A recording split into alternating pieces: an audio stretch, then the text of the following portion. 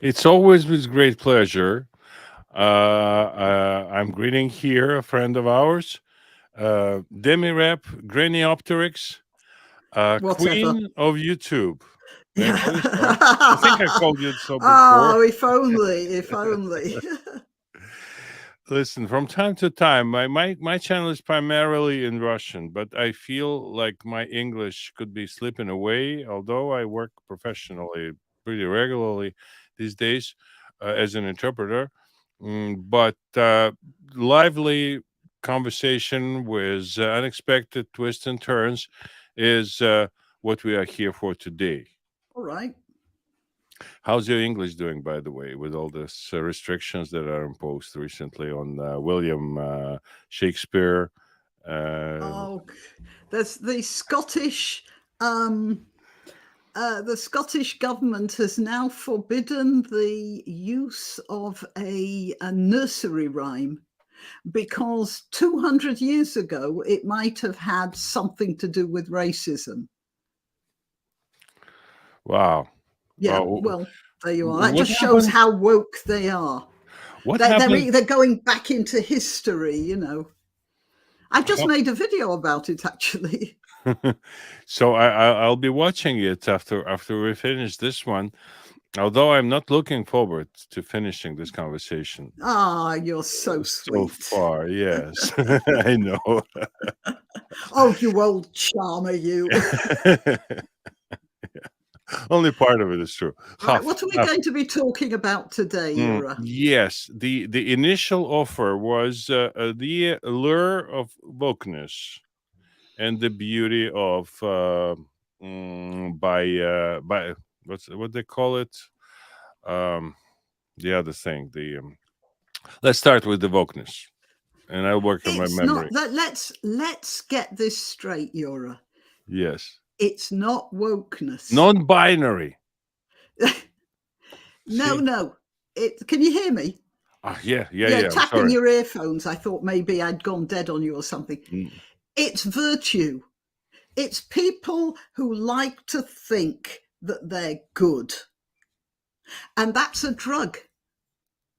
So, however good they are on Monday, they can't stay the same good on Tuesday. They've got to be even gooder. yes. Go try using that yourself. That's bad grammar. And then by the time they get to Wednesday, they have to be even gooder still. Double plus gooder, to be The exact. gooderist. The gooderist. And it's like a sort of ratchet. There's no way back. The only way is forward, and the only way is more the way along the ratchet. So people like to refer to it as woke. And as a matter of fact, it's snobism. That's all it is.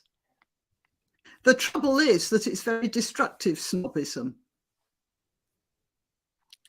But it's interesting that we just spoke before we started, and that's why we started earlier.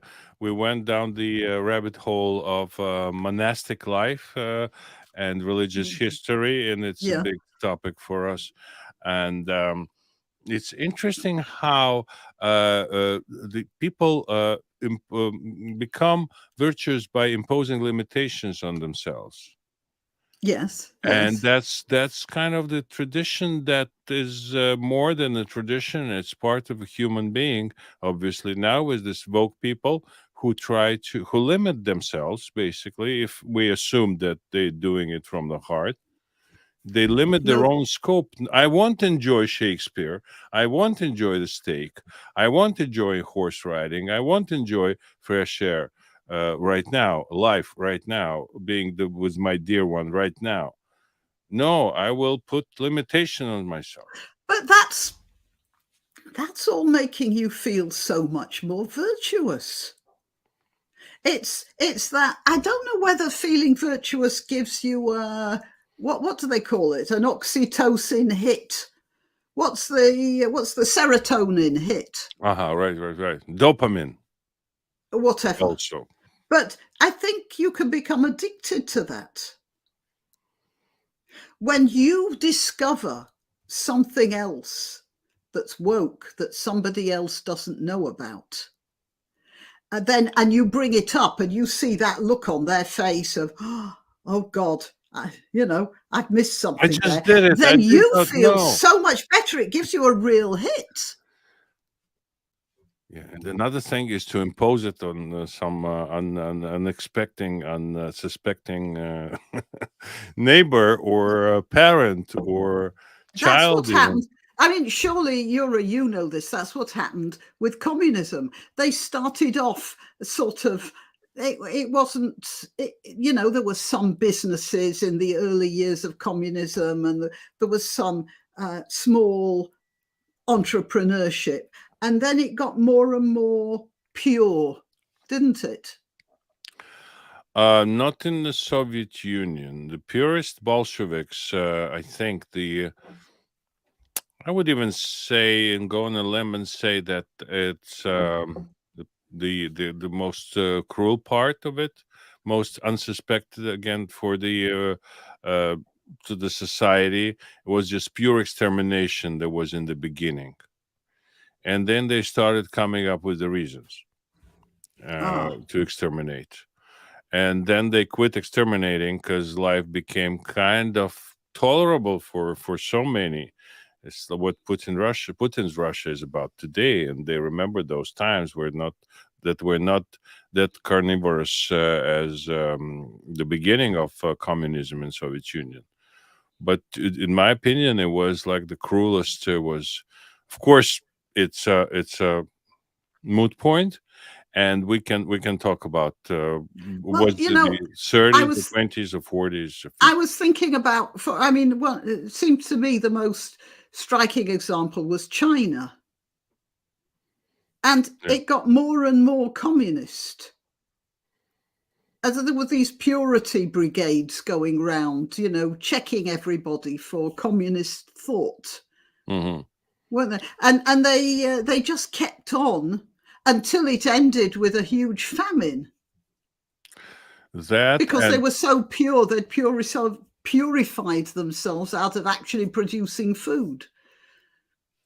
yeah, but for them it was a campaign to intimidate the population.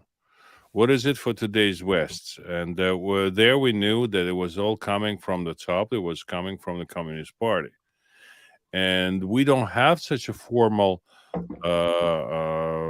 body here in the West that would say this is something we should work about. Cleaning the ranks of the society. The Americans, the Brits who do not conform should go, should be, Re-educated. ostracized, re-educated. I have a friend that he said that he used this word, and a British friend, pretty well known, very famous, actually, theatrical director. And he found out from my Facebook. We were very close, and he found out from my posts on Facebook that I went astray in my views, and it was well before MAGA. It was on a lot of subjects. It started. My conversion started when I saw the Inconvenient Truth. I think Al Gore's film.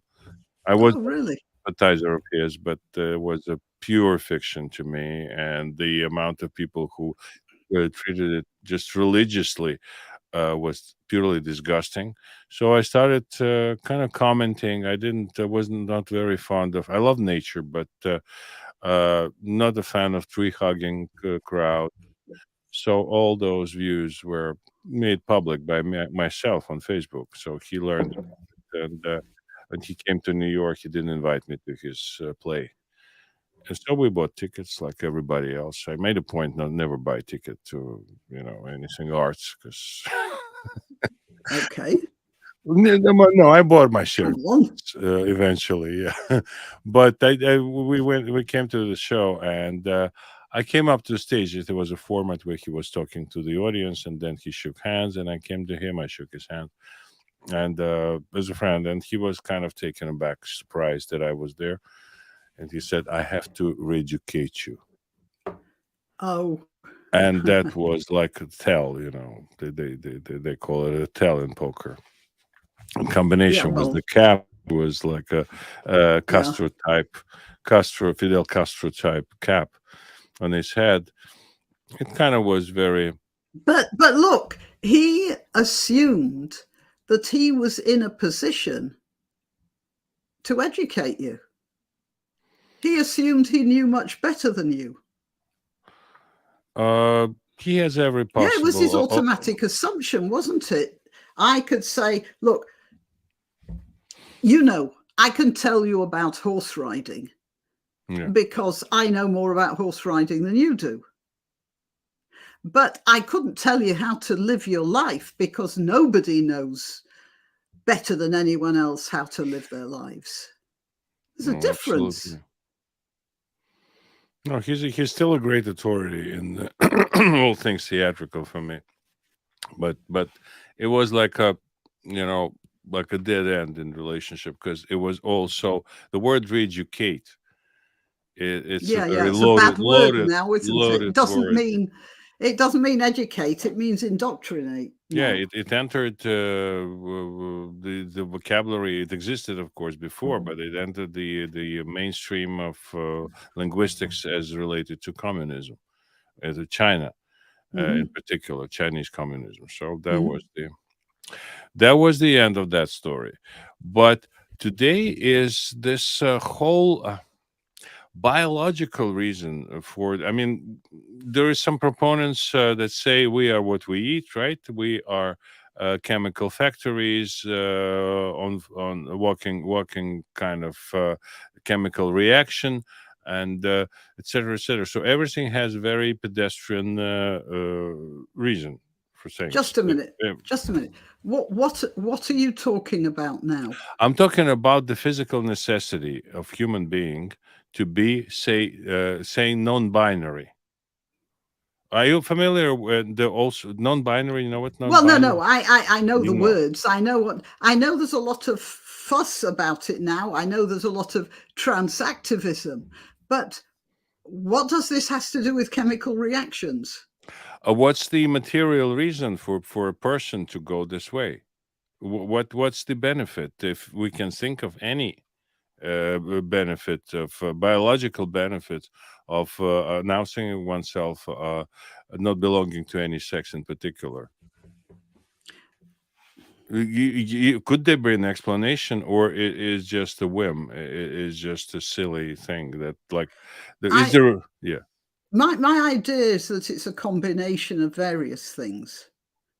So there's a possibly there is a natural mechanism in place here that's trying to cut the birth rate. An external mechanism that's working on people. You know that thing about lemmings going over the cliff? And the theory is that when there's too many lemmings, they all do this because they have to cut the population down some way or another. Or you've got animals that live like deer, for instance, in Britain. They stopped hunting deer in places, and there were so many deer that the deer started to starve. And they realized they had to start shooting deer again to keep the population down.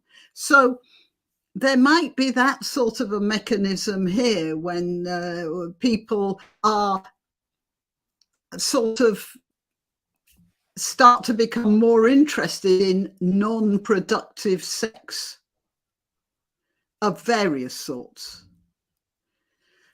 So that might be part of it. When we were living in Germany, on Sunday morning, we'd be in our flat there in Reilenbergstrasse, and I'd be looking down on Sunday morning, and I'd hear the church bells, and I'd see these serious German families going past.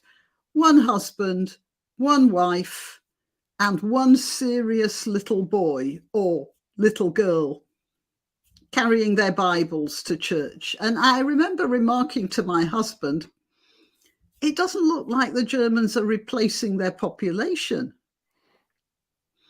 And I did wonder if it was a sort of hangover, a historical hangover where they didn't feel like they should be replacing their population.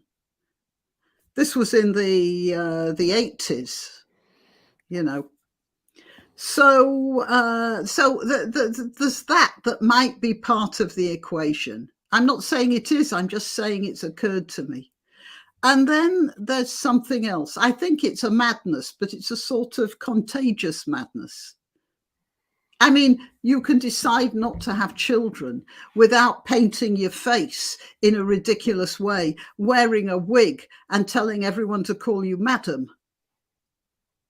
No. I think that is definitely a psychosis. Why it should have suddenly attracted so many people is absolutely beyond me.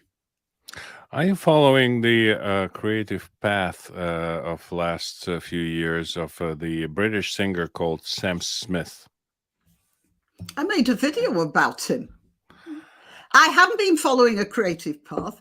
I just saw a performance he did at the Grammys last week. Here in the United States, no less, yes. Which was disgusting. And when I say disgusting, I sound like some little old lady born in the Victorian era. But yet people were cheering him on. And then I realized why. Because when I made the video, it was instantly shut down by YouTube for copyright infringement. And then I discovered that Sam Smith had a company called Sam Smith Fashions. And when you put pictures of him with his entourage of very weird people online, he gets the earnings. Mm-hmm. Because you're taking his images as Sam Smith Fashions. And then I realized why he was being cheered on, because those guys that were cheering him on, they want to do that as well. They know how outrageous you are, you get the clicks, and then you get the copyright royalties. So that's what's going on with Sam Smith. Well, his video called Unholy, and there is another one. Yeah, I tried to watch it. It only lasted through like half of it. It's called "I'm Not Here to Make Friends." Yeah, I've seen that too. And everybody's eager to get upset and get disgusted. So that's your ticket, Sam Smith. Pretty spectacular curve from Adam Smith to Sam Smith in British pantheon. Really, it's like his embodiment of everything that a person of male persuasion, if I may say so, should be doing. Yeah. He's doing all of it. Yeah. It's why they do it. Why simple good song? But I just said enough. The more outrageous he is, the more clicks, and every click is another penny in the ka-ching. No, but I can imagine that, say, Elvis Presley, Elvis and his pelvis, all those things were very, very outrageous and maybe unacceptable to a lot of people who watched his rock and rolling and dancing. And then there was the Beatles and Bill Haley and the Comets, all those things, right? But it was not a purpose, in my perception. There was an intention to insult. There was a certain arena, a certain segment where you would do it like you do it on stage, right? You have to have a special place. You have a microphone. You have your lights. You have your guitar. And where you come, you know where you come. People who come, they know what to expect. There was no intention to insult you across the board. Wherever you go, so you would feel insulted. Yeah, unfortunately, that's the problem, isn't it? It used to be that was only in the theatres. Yeah. And now it's out online, so everybody gets it. That's just the modern world. We haven't learned. Do you know what happened when the Gutenberg Bible was printed, don't you? No, tell me. Well, Everybody can read think the of many. Bible. More people read the Bible. And what happened after that was that Martin Luther put his note up on the Wittenberg Cathedral door, or was it Wittenberg? Anyway, whichever cathedral it was, he put the note up, and then he was the first internet sensation. He had it printed, and it went all over the place. And the result of that was the 30 Years' War, which devastated Central Europe. It was a wasteland of religious, it was like Aleppo, villages, towns, communities. It was devastation for, well, it wasn't quite 30 years, I think, but it's called the 30 Years' War. And that was a direct result of the printing press. That was the response, because people didn't know how to handle all this new information at once. So they were able to read already. Well, a lot of people could read, but access to books was very limited. Yeah. If somebody had 12 books, they had a huge library. And you'd have to go to places like Gellert, that big medieval museum in northern Switzerland to see all the, well, they could all be printed up. And so people didn't know how to handle it. And they'd get these pamphlets and they'd be whipping things up. And people would read it, and that, just like the internet, now they'd read it and they'd say, wow, the Pope worships the devil. Well, let's burn the monastery down. They got that stuff going. And that happened. And then it settled down and we got newspapers and everything. And then radio started. And what happened with the invention of radio? The War of the Worlds. Adolf Hitler. Orson Welles. Adolf Hitler would not have had the importance he did have if he didn't have the mass communications that had suddenly come up in the late 20s. Our ability to invent things far outstrips our ability to adapt to those inventions. And so it's like that earthquake in Turkey, it builds up, and then it just explodes.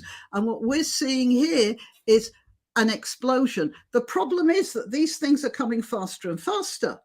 Of course, the invention of writing, over 1,000, 2,000 years before anything had got going. The invention of printing, and then that's only 500 years. And then the invention of radio and mass communications. And now we're only, like 30 years down the line and things are just coming faster and faster. And the television, of course. That was then. Now it's the internet. And you get people, they'll see something on the internet, and then they'll go to the chat rooms and the pages that tell them what they want to hear. So they'll reinforce themselves on whatever they want to reinforce themselves on. And because people used to read the books that they only wanted to hear. So we are in for a rocky time, for sure, until we've adapted. The problem is that things are coming so fast, we might not get a chance to adapt to this before the next thing happens, because it's like it's sort of rolling faster and faster.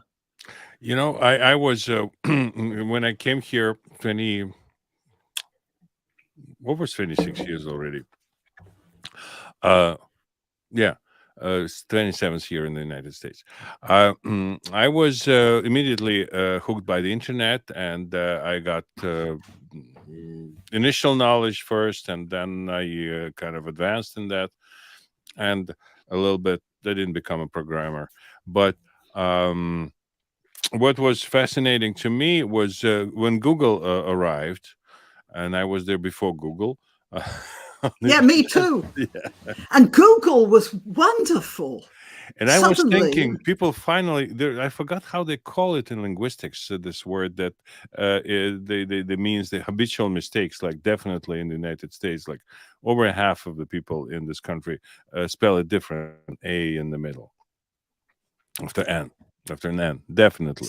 spell definitely with an A in the Yeah, middle. with an A in the middle, yeah. All right. So it's a very popular typo. I mean, mistake, whatever you call it. Let's be charitable. So Google was very intolerant to this. You had to spell properly to find the result that you needed, that you were looking for, actually. So I thought that's a good thing. Google will teach people how to spell right. They'll have to learn the language, and it went the other way around. They adapted. They adapted to the illiteracy, and Yeah, they yeah. broadened Well, the criteria. And if you want to find something, it's good that you may be wrong, your memory may be faulty. It'll give you some options. It'll give you some choices, etc., etc., etc. And eventually, it became so smart that today we're talking about the next wave. We have not yet came out of the say trust problem with American elections, and now we have Chat GPT, I was just going to artificial. mention Chat GPT, and Yeah, I did two I programs was just on going to Chat talk about. GPT and other artificial intelligence implements online, implementations with a professor, and it did not make things clear. I generated my own portraits using a graphic version of artificial intelligence. I asked questions like, is there a God, or when the war in Ukraine will end, and how to win this war, and other things that we ask ourselves. And I mean, nothing kind of outrageous again, very practical. And I noticed, as I said, we did two programs with a professor. She's a of Russian extraction, but she's working. She's an American working in Canada, and the conversation was in Russian, with a lot of English thrown in because she's teaching in English, of course. But this whole thing, it's to me, it's the next scandal. And I'm not a big fan of Noam Chomsky. I came across his conversation yesterday, pretty recent, and he talks about artificial intelligence. And I was a rare occasion when I agreed with him. He said, it's a cop out. Artificial intelligence is for people who don't want to master natural intelligence. Mm-hmm. They just, it's too much for them. So Well, everybody else should suffer with them. I don't know about suffering. I do know about people getting very lazy, though. Just. But have you noticed that there's a tendency now? Okay, you know the word experts. You see it all the time in the papers. Experts say this, and Yeah, some of not my friends according use it to a the lot. Yeah. experts. And people use the word experts, and you wonder what they mean when they're actually using that word. And have you noticed how governments are saying, "Well, we're not responsible. We ask the experts." Yeah. How to Yeah, organize your closet? yeah, An expert. right. That's a good one. How to organize you. That's yes, I didn't think of that.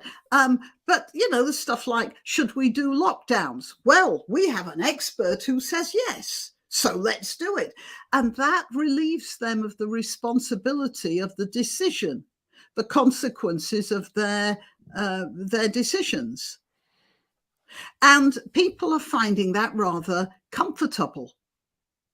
Well, it's not my fault. I asked an expert.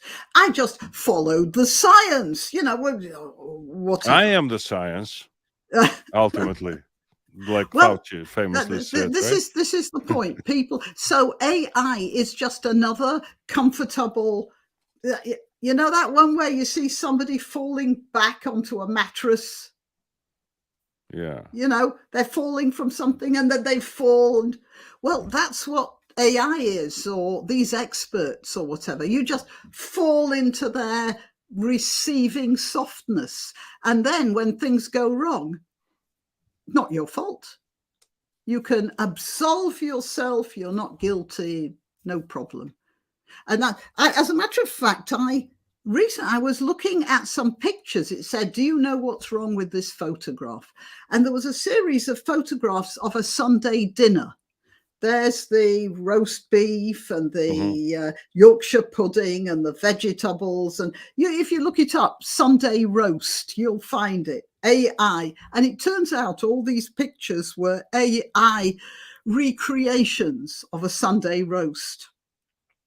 And I looked at them. I didn't know they were AI, but I knew there was something really wrong there. It was just subtly not right.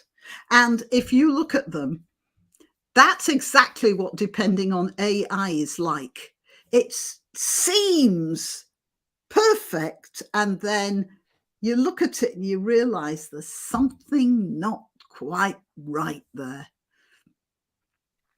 Yeah, and I also noticed between the conversations that I had with the professor of artificial intelligence that the chat GPT changed. Because if you say how you build this thing, I would imagine with my layman's mentality that you would enter everything there is in textbooks, everything about physics, everything about chemistry.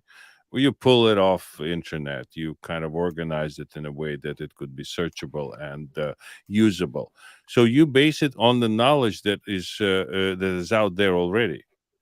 But there is a danger in today's world that if you base it on real knowledge, or at least perceived knowledge of the centuries, you will go very on PC. And that's a death for today's science. It's a death for today's enterprise. It's a death for today's youth. And for everything we hold near and dear, because we trust our perception of reality, whatever it is. We trust other people's perception of reality. We trust the Newton's laws. We trust the Einsteins. We trust Beethoven's. We trust Michelangelo's. We trust Leonardo's. You cannot avoid those things, but you have to make changes, because somebody would say, listen, I read your description of what transgenderism is, and it's not correct, because you say that people cannot give birth, men cannot give birth. What is that nonsense? In times where we have ethical investment strategies, I forgot, ESG, I think it's called, right? This new policy where you have community-minded investment. You live all your life contributing to some pension fund. Pension fund is talked into the to investing into some enterprise that is not so profitable financially, but it's very ethical, and people are paid fairly for picking coffee beans or etc. berries, and everything is just fine with this whole enterprise on moral standpoint, except everything you worked for all your life is poof, because this is not business. It's not oriented on why you actually have this pension fund in the very beginning, your savings. They all go poof because it's not invested in the initial purpose. It's like the break of fiduciary trust, as they call it, right? Did you hear about the Church of England? So many things. None of the Archbishop of Canterbury, Justin Welby, has promised to set aside, get this, £100 million. I didn't know the church had that much money. £100 million for compensating people for colonialism or slavery or something. That's what he's. It's not going to be giving out, no sort of handing out buckets of money. He's going to be putting that money into various schemes for re-education and proper education or whatever. But yeah, but the problem problem is that we all know where that money is going to end up, and it's not going to end up with the poor people, is it? Listen, poor people aside, in California they started this whole thing, and people are saying that 5 million a person is not enough. So we are talking about what, 100 million pounds What for? for compensating for slavery. Right.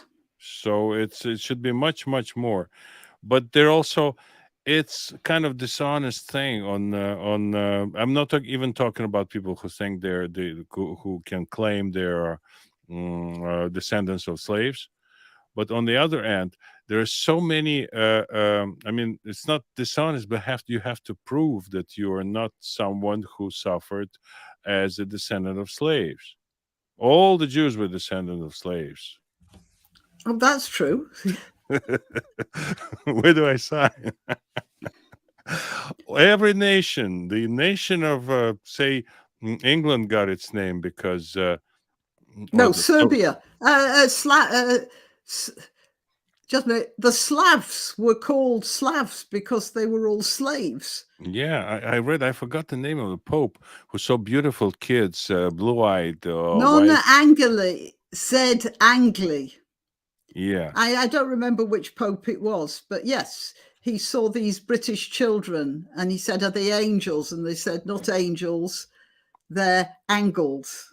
Yeah, the way I heard it, it's different. He called them, they're pure angels, and they were. He saw them in the slave market. Yeah. So he said that's the country. That's how England got its name, from being the land of angels. Whichever. No. I mean, you may not agree with that. Of course. No, that's not true.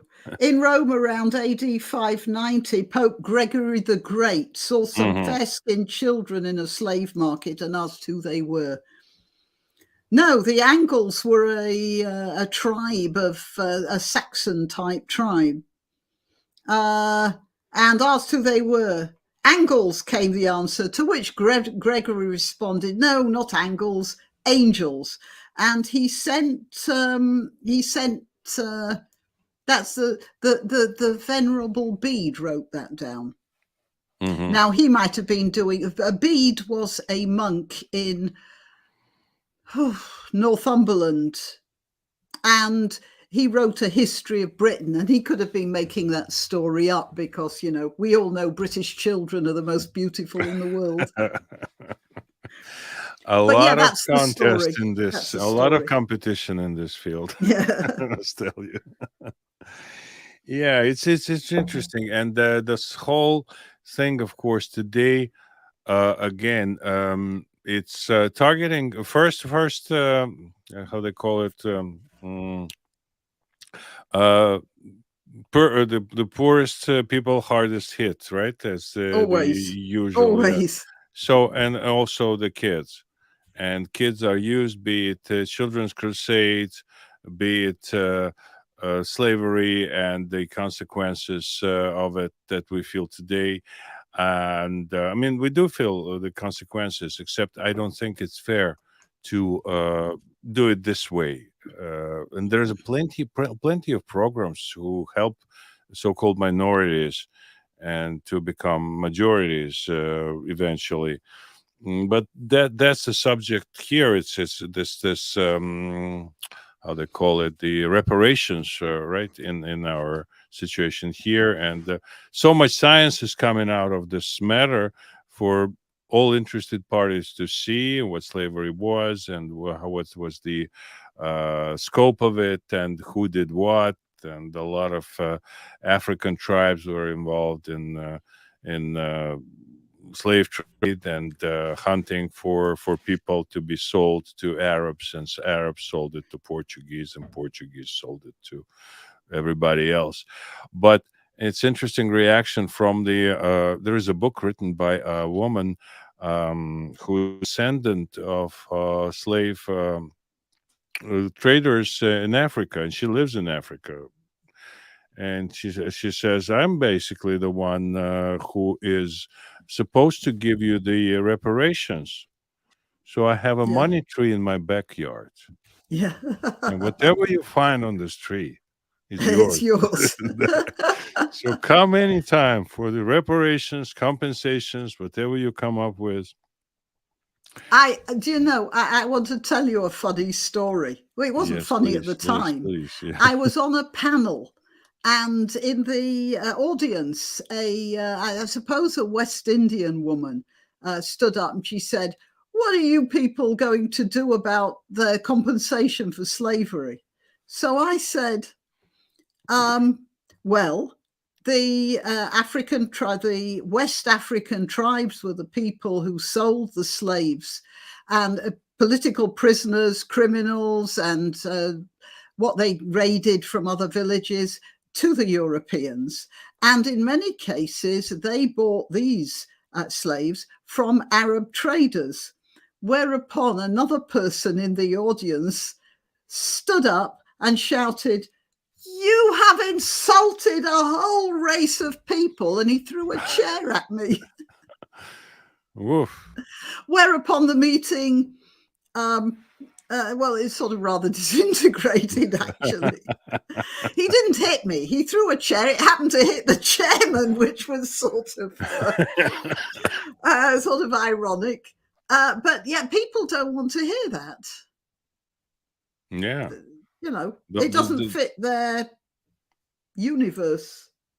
No, And a of lot course, of things don't. they will go online and they will read about the big bad Europeans, and they won't read the other stuff about the Arab slave traders or the African slave traders. I remember seeing an interview in which somebody was talking to the chief of a local tribe.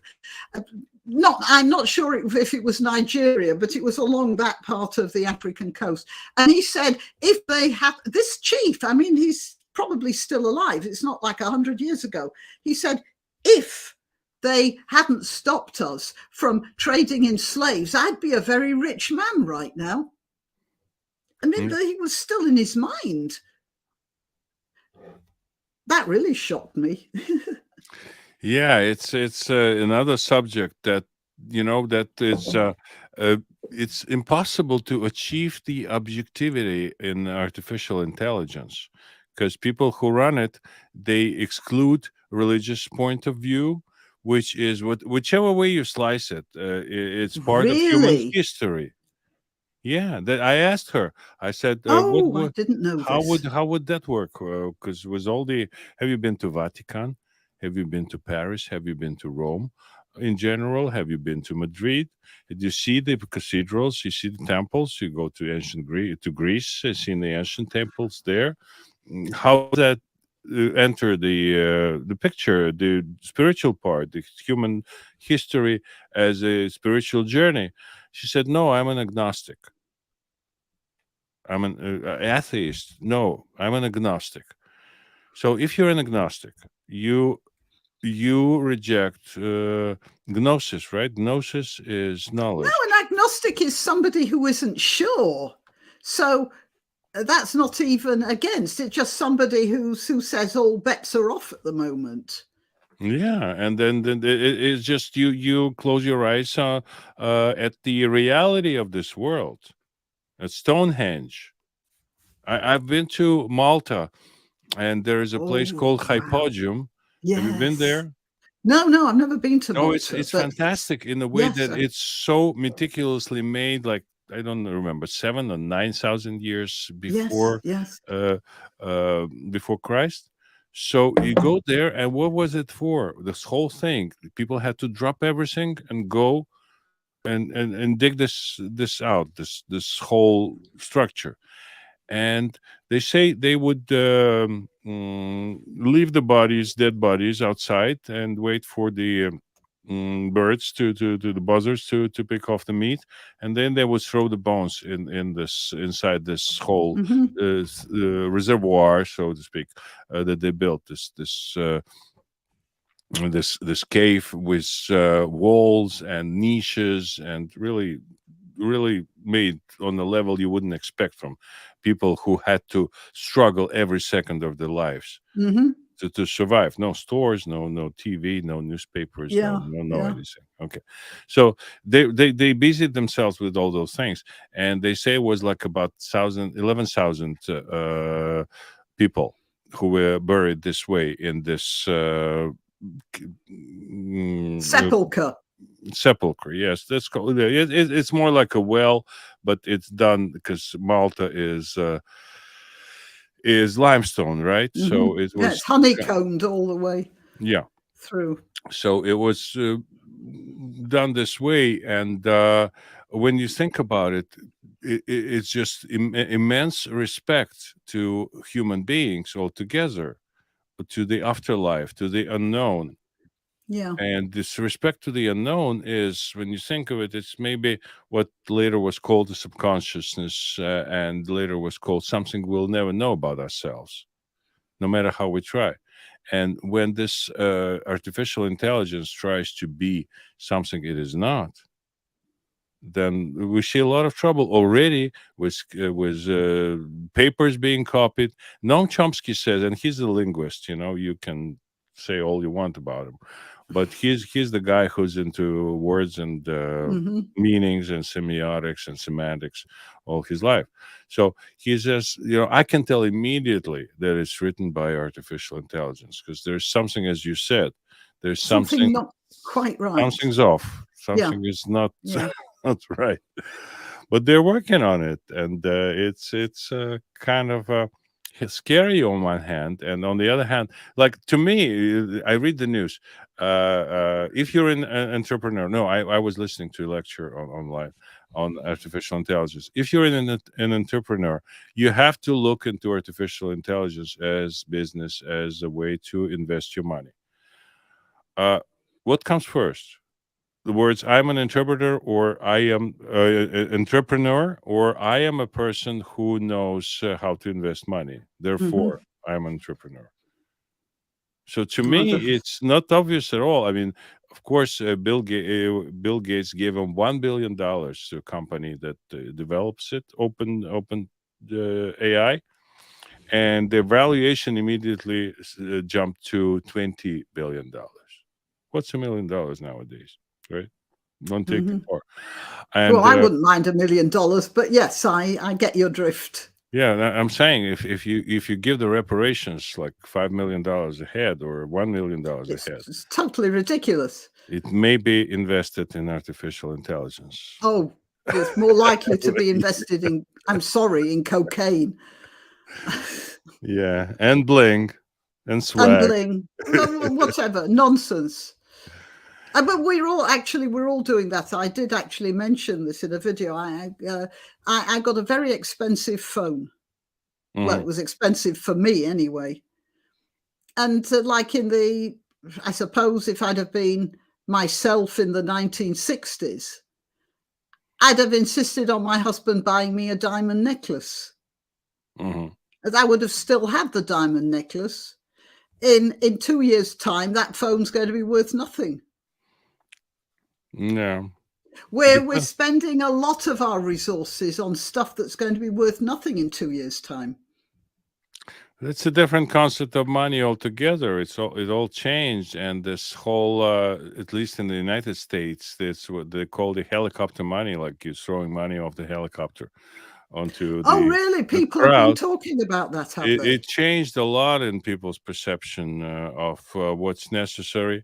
I was told stories, and when they started this stimulus, not stimulus actually, how they call it, this just giving money because of COVID, uh, that a lot of people just went straight up, bought themselves those electric scooters like little kids, like $1,000 a pop. Right. Why? That's what people started doing, and of course they started doing what our glorious government is trying to fight right now, because a lot of people found themselves with side gigs for cash outside of Hmm. the way that government is supposed to. Uh, what government is supposed to do is create jobs that would give them taxes. Hmm. If they don't do it, if they don't care, by They need taking those care of taxes, people, don't they? they need those taxes. But this way, they started giving away the money, other people's money, and people went nevertheless away from the system. And this whole nomad economy that a lot of people admired at first, laptops, have a laptop will travel. Yeah. So that But also that's didn't it. help. We're in going back to what I was saying before. We are in a period of upheaval because we can't handle what we've invented. It's just getting out of our control. And until we've adjusted ourselves to that, we are going to be in a state of upheaval. We until we come back to the simple truth. And I must say, and somebody will turn off the channel right away and never come back. But I must say that the president who started giving people ideas that we can do a simpler tax code in the United States, that we should value entrepreneurship, we should value people who risk their lives to build businesses and to give jobs to people, and those who want to end wars, by getting people something that they get busy with. They pass to prosperity with President Trump. Yeah, That's for where sure, that's for sure. where it is. I agree with you there. I Just to agree with you. simplify it, not because of the hair, not because of the suit, not because of the tie, not because of a golden interior of his apartment, Or the and big mouth. oh, the big mouth, even the big mouth. Yeah. Just Even the big. No, I think you're right. that's however strange it may be, the past to the future that we love is not in complicating our way to get there. Hmm. On that high note, or high horse for you. Okay. Yeah. Thank you so very much, Demi. I enjoyed our conversation. Of course, it's always a pleasure. And please follow Granniopteryx on YouTube if you want an original thinker in a very attractive appearance. Oh, Yura, how can I stand this? I'm going to get so Too big-headed sweet. I won't be able to get my riding hat on Too next sweet. time I go to the stables. Yura, you're lovely. Thank you so much for having me on your show. It was Everybody. lovely. Thank you, everybody. Thank you, Okay. Granny. Bye. Bye-bye.